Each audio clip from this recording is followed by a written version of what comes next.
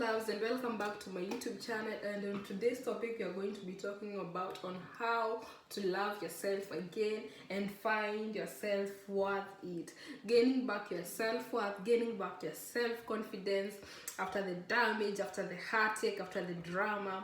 It doesn't necessarily have to be about relationship. It could be friendship, it could be relationship, it could be parents, it could be anything toxic that you went through. So I'm going to be taking you guys through the steps on how to find self-love again. I have been there, done that, and gained myself back again, and feeling very good about it. So without further ado, make sure you guys like, share and subscribe, and make sure you watch till the end of the video, because I'll be giving out bonus points at the end of the video on how to gain self-worth again. So don't worry guys, I'll be looking over here because I have my notes over here that I've written. So I'll be checking over here, then as I'm sipping some water. This is hot water, so don't worry, when I look over here I'm just looking at my notes.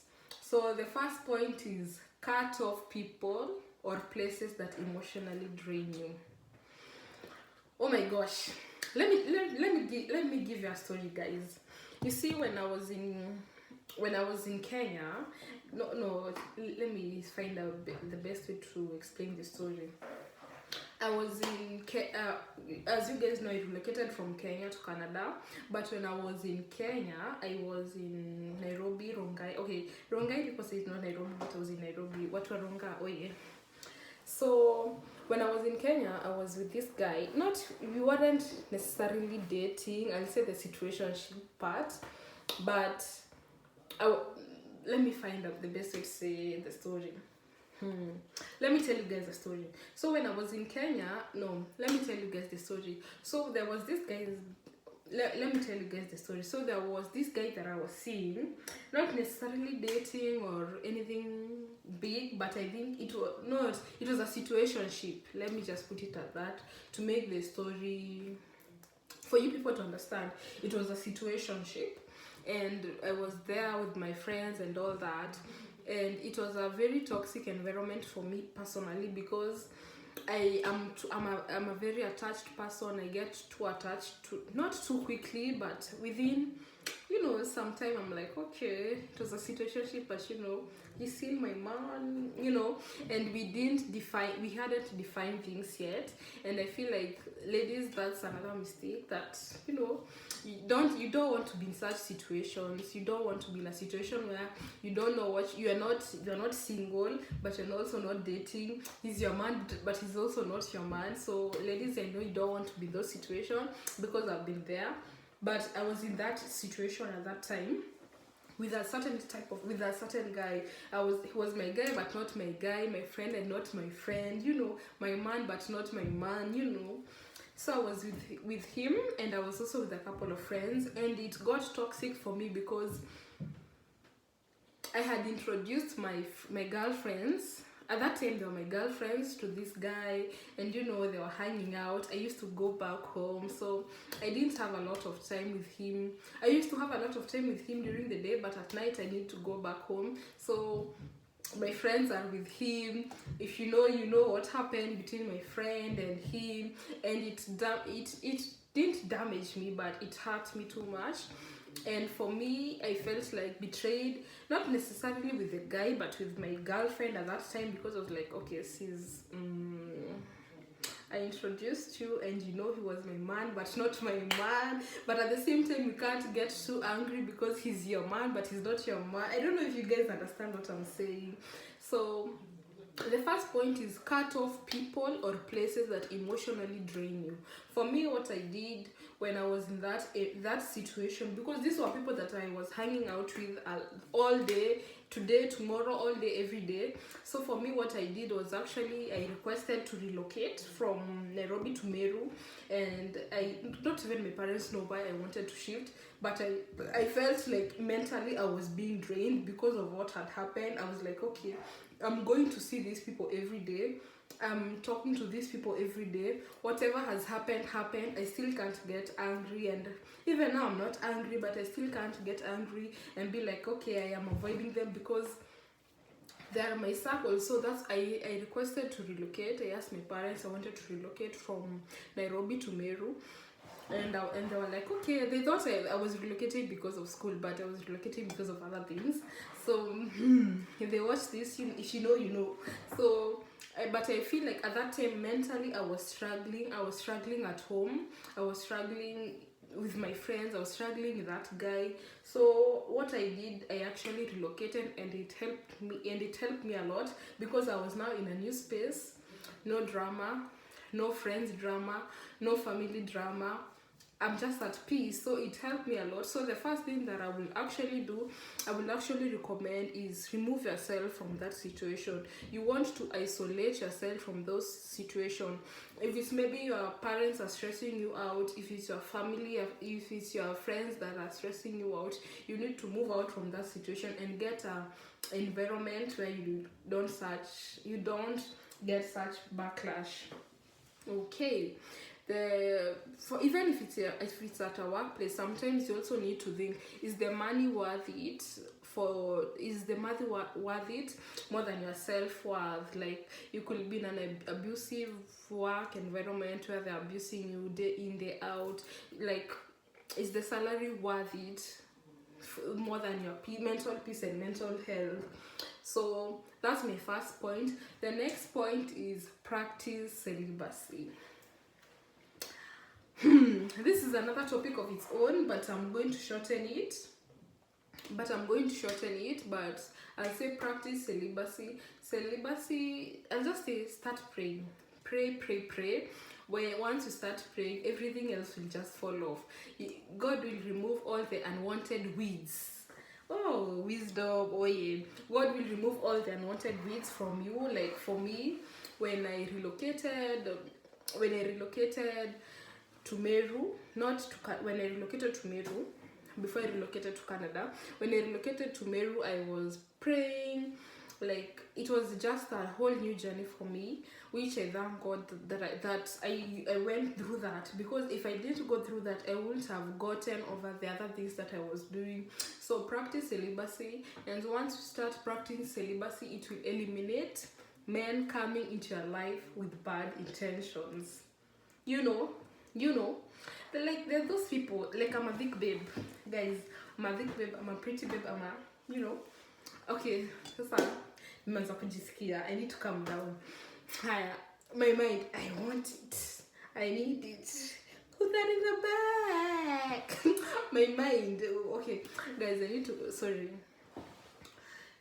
If you practice celibacy, sorry guys, straight to the point. If you practice celibacy, your God is going to eliminate men that are coming to you for the wrong reasons.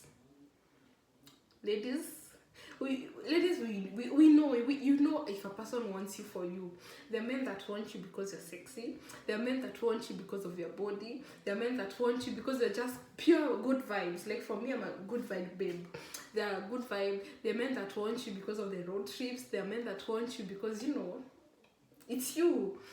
So when you practice celibacy, automatically God will eliminate the men that are coming to you for the wrong reasons, and you'll start finding men that actually want you for you. You'll actually start finding, okay guys, one day I'm going to give you a story time on how my relationship after the toxic relationship to my other relationship, the transition and the differences. I'll give you guys the differences of a bad relationship and the differences of a good relationship, so that you guys can see, so that you guys can have a clear picture on what I'm trying to say. The third thing is, don't let people walk over you. Don't let people walk over you. Be kind and assertive. Be loving, but be real. I had to learn that the hard way, because I was always the type of person, like, even if the situation that happened with my friend, I was like, it's okay, like, smiley, just over there, being a happy babe, it's okay, don't worry, you need this, come and take it. No. You need to be kind and assertive. Like, you need to be like, you know what, babe, Not even like, even for friendships, like I'm not talking about a relationship, I'm talking about even friendships. You'd be like, you know what, babe, okay, it's okay, but no, I don't appreciate you doing that. No, don't cross these boundaries. That's why it's important to set boundaries. And also, guys, I'm going to do another video on boundaries. If you guys want to watch that video on how to set boundaries in friendships, you guys can tell me on the comment down below. So be loving and be real. Like, you don't have to fake it. If you're not feeling something, be like, no. Even at work, if you need to be respectful, because it's work, it's giving you money, it's taking care of your bills, but you also have to be like, no, I don't do that. Like, my work criteria was A, B, C, D. This extra work, no, I'm not doing it. So I had to learn that the hard way. And now I sometimes I even feel, I think that I'm too honest, but I'm like, okay, for the sake of my mental health, because I choose peace. Guys, choose peace all the time. Guys, choose peace all the time. Okay, on to my last point is stop dating men that do the very least to keep you. I'll repeat the point. Stop dating men that do the very least to keep you. Sis, don't settle for less. Let people go. Like, let people go. Like, if for even with the story that I was telling you guys on the first point, I blame myself, because I don't blame the guy, I don't blame the friend, I blame myself, because for me, I settled for less because I knew we weren't dating, but at the same time I knew we weren't not dating, but I still stayed there and I was still entertaining it. So, like, you see, you teach people how to treat you, and that I learned that, and that speaks volumes to me. You treat people how to treat you. Even if you're in a relationship, you treat people how to treat your man. Ladies, you treat people how to treat your family. If you're there venting, oh, my family, oh, my brother, my family is bad, my family, what do you think is going to happen when you bring an outsider to come and meet your family? They'll be like, they really don't care already, because you've already given them an impression that you also don't care about your family. Even for instance, if ladies, you are talking about your man and you're like, oh, my man is this, he's a dog, men are dogs, all that trash talk that you want to give about your man, when the next time when you bring your man to me, I'll be like, okay, oh, okay, I'll be like, oh, okay, but I really won't care. But if I introduce you to my sister, I'll be like, okay, my sister, she's what, she's smart, she's white, she's cute, she's, all those things. Yani, ladies, unajua, nitampaka mafuta. Nikishampaka mafuta, then when I introduce her, when you get to meet her, you'll be like, okay, you'll be respectful and all that. So stop selling yourself cheap. Don't settle for less. Learn to let people go. If someone is not matching the criteria that you want, be like, no. A man can be a good man but not good for you. I can be a good person but not good for you. So he doesn't necessarily have to be a bad man or a bad person, but he doesn't have to be, he could be just not good for you at that time also. So stop dating men that do the very least for you. If someone is not calling you, someone is not texting you, someone is not reaching out to you, someone is not checking up on you, someone is not making an effort to be with you, someone is not making an effort to want to know you, ladies, stop it. Stop. Come. Stop. Kuja, karibia. Stop it. So those are my points for today, and I hope you have learned a few things. You can pick 2 or 3 things from what I've said and implement them, because I've been there and I've done that. So it's not a topic that anyone should be ashamed. It's not a topic that anyone should feel worried, like, oh, what are people going to say? No, you can always there's always room to start. There's always room to start and improve on yourself. And I always say bounce right back. So thank you guys for watching. Hope you've reached the end of the video, and I'll be giving you guys more. If you like this type of videos, guys, you can comment down below on what other topics you think I should say. I have so many things to say, but I would really appreciate if you guys told me what topics you want me to talk about, what are some of the interests that you guys want me to say, and I'll do a video on them. So thank you guys for watching. Please remember to like, share, and subscribe. Bye, loves.